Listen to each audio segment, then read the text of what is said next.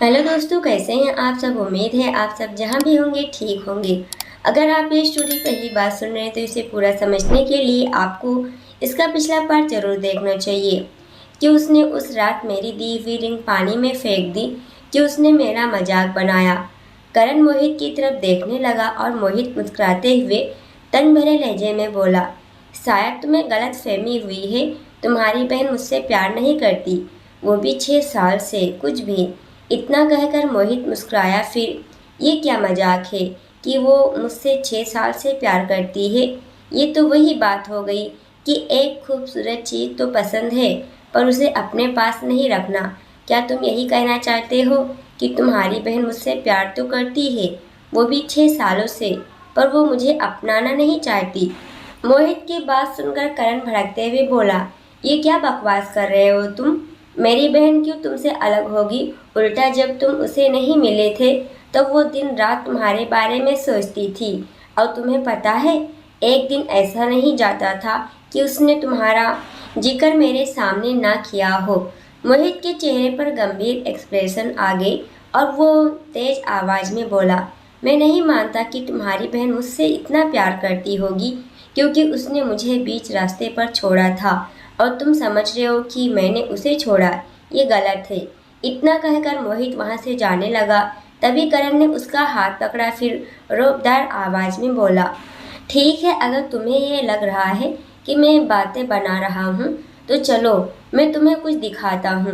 मोहित के चेहरे पर हल्की सी मुस्कुराहट थी। फिर वो करण के पीछे पीछे आ गया। फिर करण मधु के कमरे में मोहित को लेकर आ गया। इस वक्त सक्सेना के घर में कोई नहीं था, सिर्फ नौकर मोहित और करण के सिवा। मोहित मधु का कमरा देखकर कुछ पल वहीं दरवाजे पर खड़ा रहा। फिर करण कुछ बेड के नीचे से पेपर्स निकालने लगा, फिर कुछ अलमारी में से। फिर एक बार करण बाहर आ गया। करण ने जितना भी सामान निकाला था वो सभी सामान उसने बेड पर रखा था। और मोहित करण के जाने के बाद उस बेड के ऊपर पड़े सामान की तरफ देखकर उस और ही बढ़ गया। खिड़की खुली हुई थी, इसलिए जितने भी करण ने बेड पर कुछ पेपर्स स्केच रखे थे वो हल्के हल्के उड़ने लगे थे। और मोहित बेड के पास आकर रुक गया। फिर वो थोड़ा झुका ही था कि तभी एक तेज हवा का झोंका आया और कुछ पन्नों को इधर उधर बिखेरने लगा। और उनमें से एक स्केच मोहित के पैर के नीचे जा गिरा, जिसे देखकर मोहित एक कदम पीछे हो गया। फिर उसने उस पन्ने को अपने हाथ में लेने के लिए झुक गया। इस वक्त मोहित के हाथ कांप रहे थे और उसके शरीर में एक अजीब सी फीलिंग होने लगी थी, जो कि सिर्फ महसूस की जा सकती थी, पर उस फीलिंग को बयां नहीं किया जा सकता था। फिर मोहित ने उस पन्ने को अपने हाथ में लिया और उसे खोलने लगा। मोहित काफी धीरे से उस पन्ने को खोल रहा था और मोहित के हाथ भी कांपने लगे थे। फिर उसने उस पन्ने को खोलकर देखा था। उसकी आंखें मानो झपकाना भूल गई थी और वो एकटक उस पन्ने में बनाए हुए स्केच को देख रहा था। इस पन्ने में काफी खूबसूरती से आंखों का स्केच बनाया गया था। जाहिर था भूरी आंखें और उसमें काफी सारे सवाल। यह देखकर मोहित कैसे नहीं पहचान सकता था कि ये उसका ही बनाया हुआ स्केच था। मोहित की एक आंख से आंसू बहने लगे थे और उसके आंसू उसके गालों में फैलने लगे थे और उसके हाथ इतने कांप से उठे कि वो स्केच उसके हाथों से छूटकर नीचे गिर गया। और इतने में करण आया और भी स्केच लेकर फिर बेड पर रखकर मोहित को स्केच दिखाते हुए बोला, ये देखो, ये मधु ने स्केच बनाना सीखा था तब उसने तुम्हारा स्केच बनाया था उस दिन। वो काफ़ी खुश हो गई थी। ये स्केच देखो, उसे बनाना नहीं आता था और वो बनाने के साथ अपनी तस्वीर स्केच बनाने की कोशिश कर रही थी और ठीक ही आँखों का नक्शा भी नहीं बना रही थी। करण ने फिर तीसरा स्केच दिखाते हुए कहा, ये देखो, मधु ने तुम्हारी आंखें बनाने की कोशिश की थी पर वो उस वक्त बना नहीं पाई थी, जिसे वो पूरा दिन बिना खाए उदास बैठी रही। करण ने एक के बाद एक काफ़ी सारी ऐसी बातें कही थी जिसे सुनकर मोहित का दिल तड़पने लगा था और उसके लिए ये सब कुछ जानना एक शॉकिंग रहा था और वो रिएक्ट करना ही भूल गया था। और मोहित ने तो सिर्फ करण के कहे हुए शब्द को जानने की कोशिश की थी, क्योंकि उससे पहले ही लग रहा था कि मधु ने किसी कारण से ही उसे अलग हुई है और ये सब तो जानकर तो मोहित का शक यकीन में बदल गया था कि मधु किसी के आगे मजबूर थी। करण को ये सब बोलते वक्त बेहद गुस्सा आया और उसने वो सारे स्केच को नीचे फेंकते हुए चिल्लाते हुए कहा, अब बताओ तुम वो कैसे तुम्हें छोड़कर जाने के बारे में सोच सकती है। असल में करण को जब पता चला था कि मधु इंदौर गई है तो करण ने ये बात रोशनी से कही थी, तो जाहिर था रोशनी को मधु के बारे में पता होना। और उस दिन करण ने काफ़ी बार रोशनी से ये पूछ लिया था कि क्या मोहित यहाँ है, तो रोशनी ने साफ साफ कहा था, जिसे सुनकर करण को शक हो रहा था कि मधु और मोहित के बीच जरूर कुछ हुआ होगा। फिर इसी चक्कर में करण ने सच पता लगाने की कोशिश की थी और वो अपने पुराने घर यानी दिव्या के घर आया था। उस वक्त तो वैसे भी दिव्या का रूप अलग ही था और वो करण को घर में देखकर ये बोली थी कि तुमने मधु के लिए मुझसे दुश्मनी ले ली थी, वो भी उस एक बच्चे के बाप के साथ मेरी मधु को रखने के लिए। तो वही एक बच्चे के बाप ने मेरी मधु को छोड़ दिया, उसे बीच रास्ते में तन्हा छोड़कर चला गया और मेरी मधु को प्यार के बदले उसे धोखा दिया। असल में उस वक्त दिव्या जानती थी कि करण को सच पता चला कि मधु और मोहित को जुदा करने में मेरा हाथ है तो जरूर करण बीच में आ सकता था और मधु मोहित को फिर से एक करने की कोशिश कर सकता था। यही सोचकर दिव्या ने झूठ बोला था और करण फिर मोहित को गलत समझ बैठा था और आज ये सब बोल रहा था, जिससे सच का पर्दा मोहित के सामने खुल रहा था और वो उस सच्चाई से रूबरू हो रहा था जो कि सपने में भी नहीं सोच सकता था। मोहित के हाथ पैर ठंडे पड़ने लगे थे और वो इन सब में करण को क्या जवाब दिया जाए उसे ये समझ नहीं आ रहा था। इधर करण को मोहित पर गुस्सा तो आ रहा था पर वो कुछ भी नहीं कह पा रहा था। उसके हाथों की मुट्ठियाँ भीजी हुई थी और वो अपने गुस्से को कंट्रोल करने की कोशिश कर रहा था। इधर मोहित ने अपने अंगूठे की मदद से अपने आंखों के कोने से आंसू साफ किए। उसके बाद धीमी आवाज़ में बोला, मैं नहीं जानता कि तुम्हें इतनी बड़ी गलतफहमी कैसे हो गई, पर मैं ये सच कह रहा हूँ कि मैंने मधु को अकेला बीच रास्ते में नहीं छोड़ा। इनफैक्ट मधु ने मुझे अकेला छोड़ दिया बिना एक वजह बताए। करण मोहित की तरफ देखने लगा। करण एक बिजनेसमैन था जिसे हर किसी को परखना अच्छे से आता था और करण को इस वक्त मोहित की आंखों में एक सच्चाई झलकते हुए दिखाई दे रही थी। इसलिए वो गहरी सोच में सोचने लगा कि अगर मोहित सही कह रहा है तो फिर मॉम ने ये क्यों कहा था। यही सोचकर करण को ख्याल आया कि एक बार उसे मधु से मिलकर सारी बात क्लियर कर लेनी चाहिए। मोहित ने अपने कदम बाहर की तरफ बढ़ा दिए, चेहरे पर उलझन, आंखों में बेबसी, पूरी तरह से एक उलझा हुआ इंसान लग रहा था। मोहित लंबे कदम भरता हुआ बाहर आया, फिर वो अपने कार की तरफ बढ़ गया। मोहित अपनी कार के पास जाकर कार से टेका लेकर खड़ा हो गया। मोहित का एक हाथ गाड़ी के ऊपर था और वो हाथ मानो सुन रह गया था। फिर वो अपने कांपते हुए ओठों से अपने आप से यकीन होते हुए बोला, क्या मैंने जो कुछ भी देखा वो सच था? क्या मधु मुझसे सच में 6 सालों से प्यार करती आई है? मोहित अचानक से फिर कार से हटकर अपने आप से बोला, मुझे इंदौर जाना होगा अभी। इतना कहकर मोहित जल्दी से अपनी गाड़ी में बैठा और अपनी कार तेज रफ्तार के साथ चलाने लगा। इधर मधु, मानवी और रोशनी तीनों बाहर इंदौर के एक होटल में डिनर करने के लिए गए थे। मधु तो बाहर नहीं आना चाहती थी पर मानवी ने मधु से काफ़ी रिक्वेस्ट की, तब जाकर मधु मान गई थी बाहर डिनर करने के लिए। फिर तीनों एक शाही होटल में आए और तीनों ही अपनी अपनी डिशेज ऑर्डर की। इधर मधु मोहित के उलझन में थी तो वहीं रोशनी भी करण के याद में उदास थी। उसे अब करण की याद बहुत सताती थी। वो जितना करण को भूलने की कोशिश कर रही थी उतना ही उसकी कोशिश नाकाम थी। मानवी दोनों को ऐसे नहीं देख सकती, इसलिए भड़कते हुए बोली, ओहो यार, तुम दोनों भी ना कितने दुखी लग रहे हो। कम से कम अभी के लिए उदास रहना स्टॉप करो। ये सुनकर रोशनी और मधु दोनों ही अपने ख्याल से बाहर आई, फिर मानवी की तरफ देखने लगी। उसके बाद रोशनी अपने उखड़े हुए लहजे में बोली, मैं यहाँ जब से आई हूँ तब से मेरा मन नहीं लग रहा किसी भी चीज़ में। ये सुनकर मधु ने रोशनी के हाथ पर हाथ रखते हुए कहा, रोशनी, मैं जानती हूँ कहीं ना कहीं तुम मेरे भाई से नाराज़ हो और इसी वजह से तुम उदास रहती हो, पर अगर तुम मेरे भाई को भूलकर आगे बढ़ना चाहती हो तो तुम्हें आगे बढ़ना चाहिए और मेरे भाई से दूर नहीं रह सकती तो मेरे भाई को माफ़ कर दो।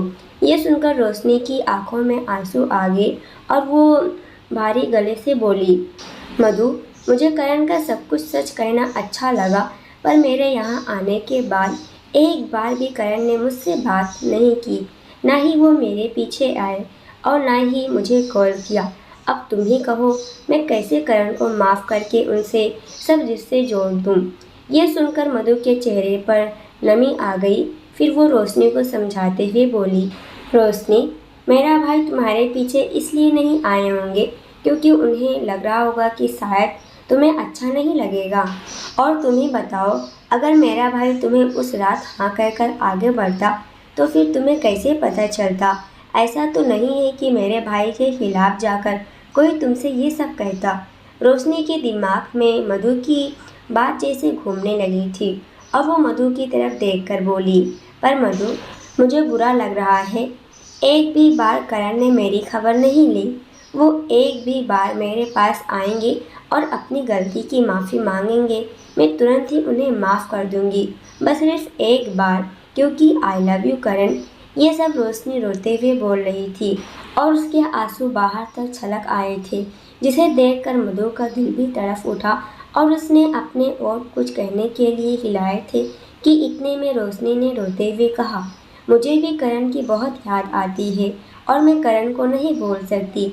मैं कितने वक्त से करण से प्यार करती हूँ, फिर कैसे भूल सकती हूँ करण को? तुम ही बताओ। मानवी का चेहरा भी ये सब सुनकर उदास होने लगा था। फिर वो रोशनी की तरफ पानी का गिलास खिसकाते हुए बोली, रोशनी, ये लो पानी पियो, फिर मैं तुम्हें एक सलाह देती हूँ। कैसा सलाह मानवी? मानवी ने फिर मुस्कुराते हुए कहा, देखो, अगर कोई लड़का अकड़ दिखाए तो उसके घर जाकर अपना हक जमाओ और उसे इतना परेशान कर दो कि वो परेशान होकर हमसे माफ़ी मांगे। ये सुनकर मधु ने अपनी भवें ऊपर उठाते हुए मानवी से कहा, क्या तुमने भी ऐसा कुछ किया है? ये सुनकर मानवी हड़बड़ा से गई। फिर वो बात को पलटते हुए बोली, नहीं, मैं ऐसा क्यों करूँगी? ये सुनकर मधु मुस्कुराई। फिर मानवी की पोल खोलते हुए बोली, मानवी, मैं जानती हूँ कि तुम्हारा अर्जुन के साथ क्या सीन है। मानवी मधु की तरफ घूरते हुए बोली, मधु, मैं तुम दोनों जैसी नहीं हूँ। देखो, पहले तो मैंने अर्जुन से दूर रहने के बारे में सोचा और मैं दूर भी हो गई, पर फिर उसे दूर रहने के बाद एहसास हुआ कि मैं उसके बिना नहीं रह सकती, इसलिए मैं उसके घर गई, फिर माफ़ी मांगी और अर्जुन ने मुझे माफ़ कर दिया। उसके बाद हम रिलेशनशिप में आ गए। इतने में उन लोगों का डिनर आ गया। फिर रोशनी ने अपना चेहरा साफ करते हुए कहा, फिर तुम्हारी मॉम डैड का क्या? ये सुनकर मानवी के चेहरे पर से मुस्कुराहट गायब हो गई।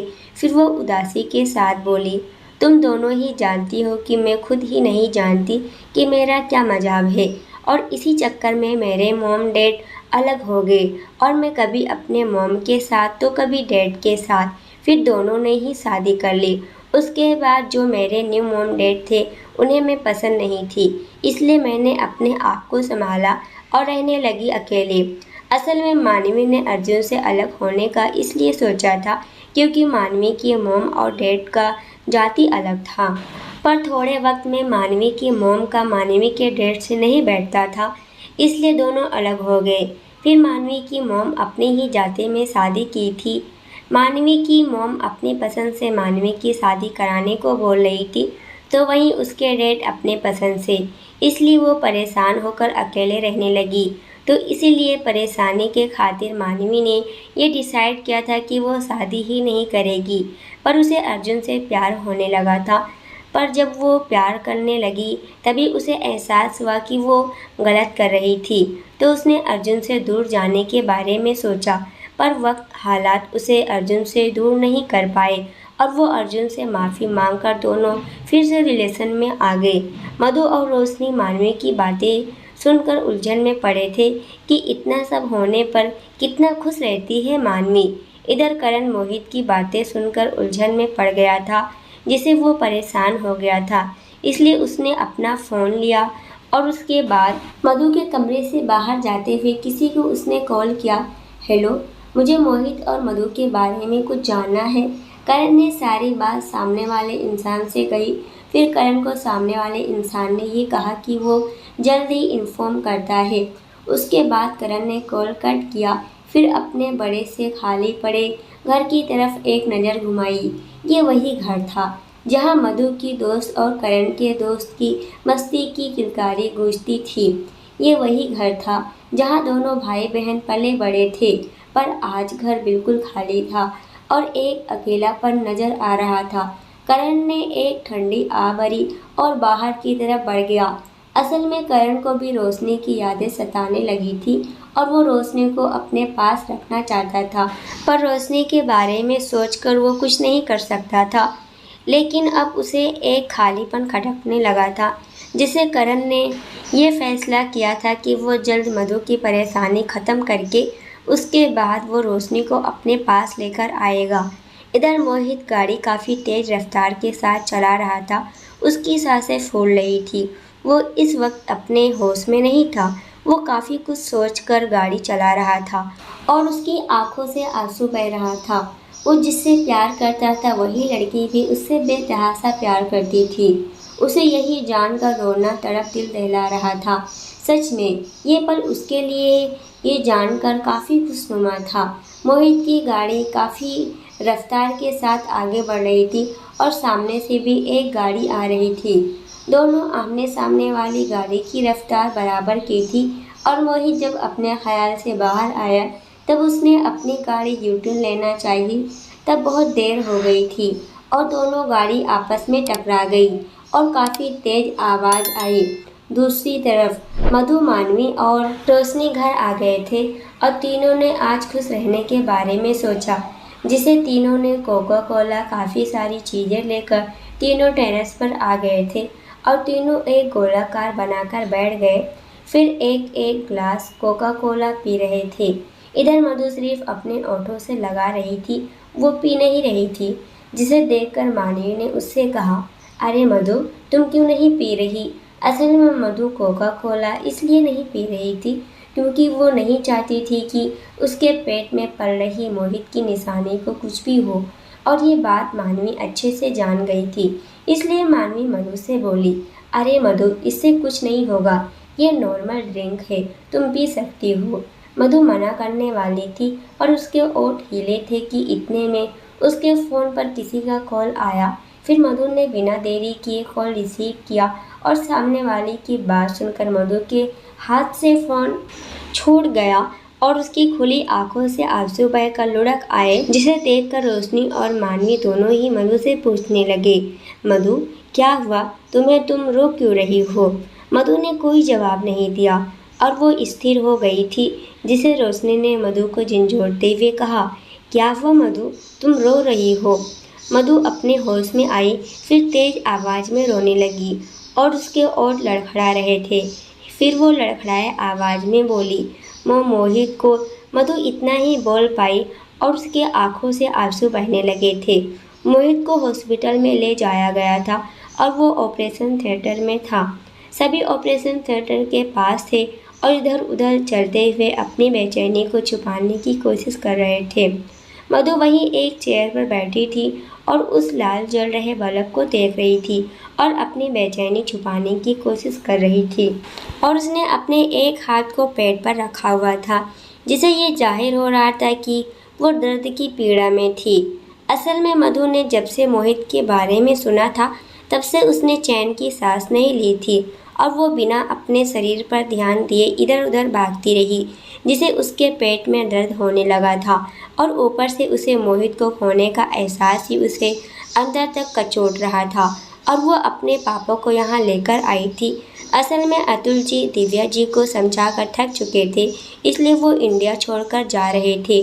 वो यहाँ रहकर मधु को इस हाल में नहीं देख सकते थे। हे भगवान, प्लीज़ मेरे मोहित को कुछ मत होने देना। मधु ने वहीं बैठे हुए अपनी आंखें बंद करते हुए ये कहा था। मधु ने अपना पीछे दीवार से सिर टिका दिया था और उसकी बंद आंखों से आंसू की धारा की तरह बह रहे थे। उसे अपने दर्द से ज़्यादा मोहित के बारे में सोचकर बुरा फील हो रहा था। मधु ने मोहित के लिए ये तब किया था। वो अपने पापा को ढूंढने के लिए एयरपोर्ट तक गई थी। असल में मधु ने अपने पापा का नंबर ट्रैक कराया था, जिसे उसे पता चला था कि उसके पापा एयरपोर्ट में हैं। अब वो विनीत को वहाँ लेकर गई थी, वो भी गाड़ी की तेज रफ्तार के साथ। मधु का बिहेवियर पागलों के जैसा था, पर वो वहाँ पहुँच गई थी। आखिर वो अपने प्यार को कैसे कुछ होने दे सकती थी। मधु ही जानती थी कि वो कैसे ये वक्त अपना काट रही थी और उसने ये वक्त कैसे निकाला था। उसे तो मानो अपने जीने की उम्मीद ही खोने लगी थी और उसने मोहित के साथ जो वक्त गुजारा था वो सब याद आने लगा था, शुरू से लेकर अब तक। मोहित का वो बिहेवियर, उसका वो अंदाज, उसका गुस्सा और ठंडेपन से उसका बात करना। मधु यही सब सोच रही थी कि उसे जानी पहचानी आवाज़ सुनाई दी, जो कि भारी थी।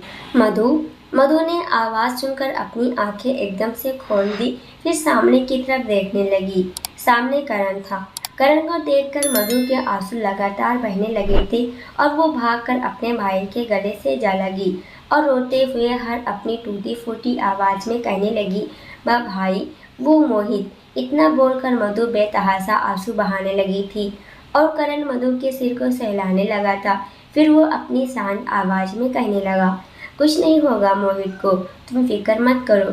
मधु ने अपने भाई को और जकड़कर पकड़ लिया। फिर वो और ज़ोर ज़ोर से रोने लगी थी, जिससे करण भी कमज़ोर पड़ने लगा था। पर अगले ही पल करण ने अपने आप को मजबूत बनाया। फिर मधु को भी कसकर अपने बाहों में बैठते हुए कहा, "मधु, मैंने सुना है कि भगवान से प्रे करने वालों की प्रार्थना कभी खाली नहीं जाती। मैं भगवान से बहुत बार प्रे कर चुकी हूँ और मोहित रात से ऑपरेशन रूम में है।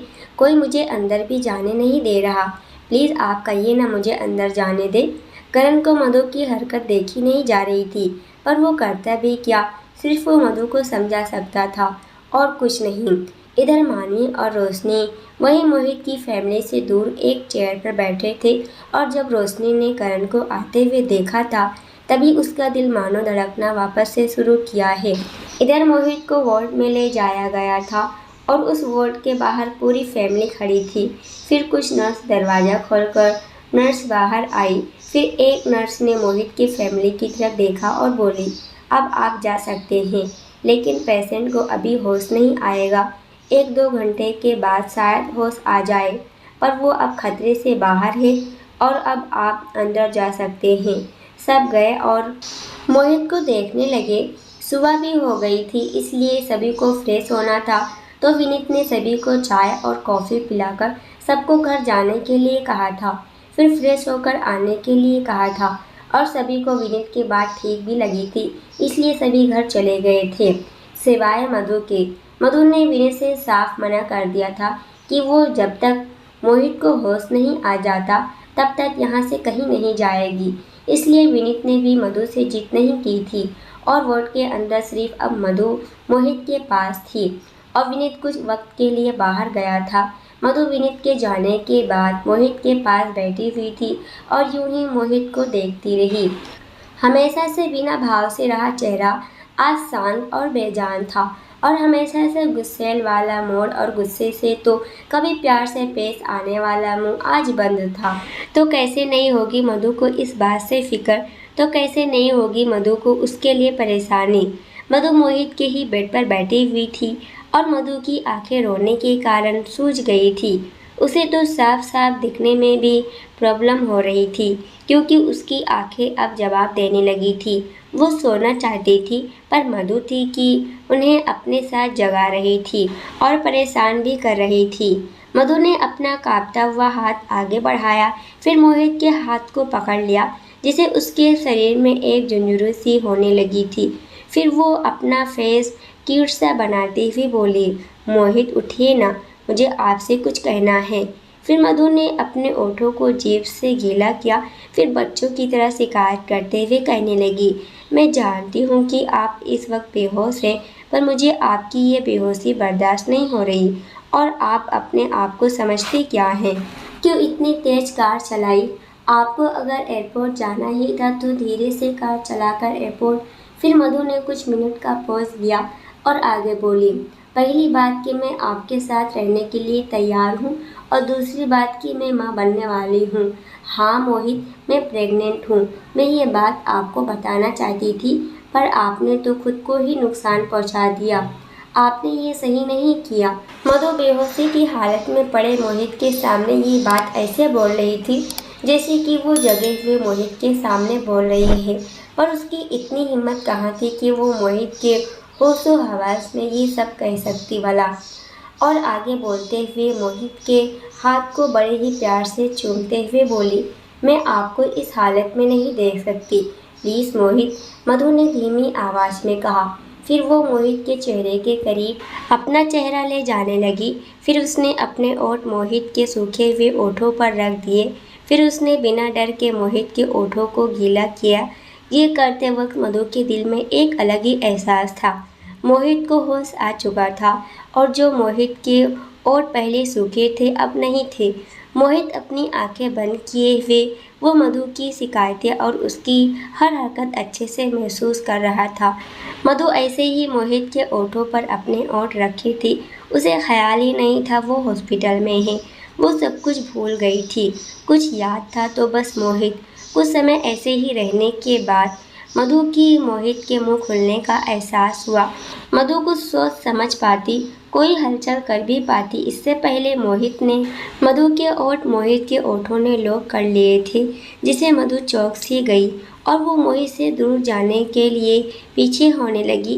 पर वो मोहित से दूर हो पाती इससे पहले मोहित की आंखें खुल गई, जिसे देखकर मानो मधु की धड़कनें रुक सी गई और वो मोहित से दूर होने लगी थी।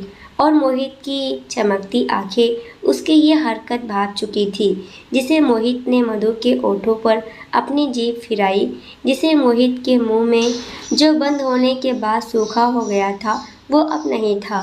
इधर मधु के दिल की धड़कनें तेज हो गई थी और वो मोहित की इस हरकत पर क्या रिएक्ट करे उसे कुछ समझ नहीं आ रहा था।